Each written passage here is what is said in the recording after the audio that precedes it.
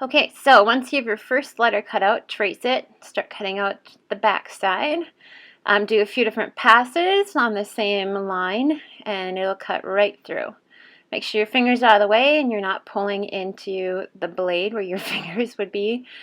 Safety first. Always keep the blade back in to its shell when you're not using it.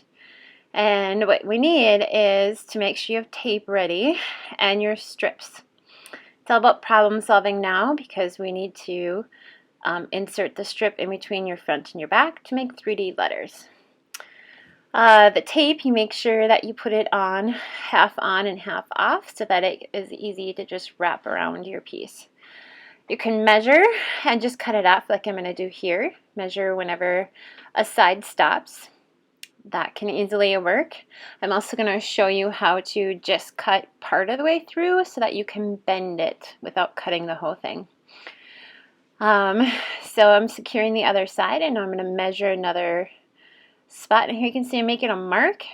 Then now I'm going to just cut a little bit so that I can bend it. So I'm just cutting but not cutting through, and then I can bend it back. Okay, again, this is problem solving because as you can see, one side is longer than the other side, so I'm just going to measure and cut it. Okay, if you want to use a ruler you can, but at this point we're just eyeballing. All of these letters are going to be covered in paper mache. So it's really not that big a deal. It doesn't have to be perfect. This is going to take a little bit of time to just measure and cut. Here you can see I'm problem solving again. I had measured it too far. Not a big deal. Just recreate a seam and I'm taping. You're going to use a lot of tape, so be ready. The rest you just kind of fill it in and just be diligent in making your marks and cutting.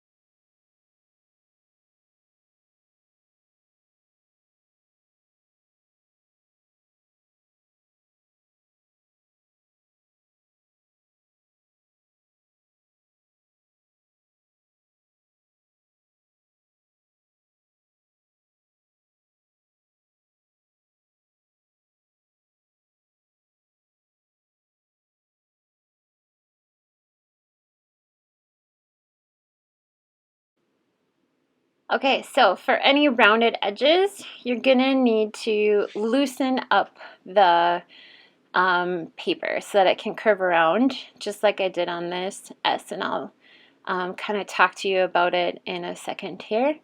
The way that you're gonna do that is you're gonna use your thumbs to just kind of work your way around the paper. So looks like I'm gonna just tape off the end of this one. And tape the other side.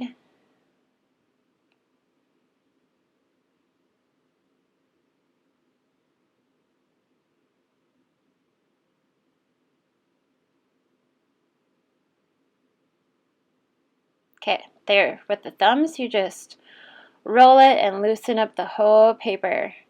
I'm just kind of pressing. I'm going to measure before I cut.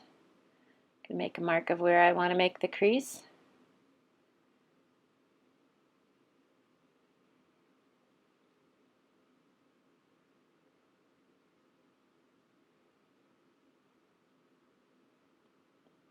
and then attach it with tape.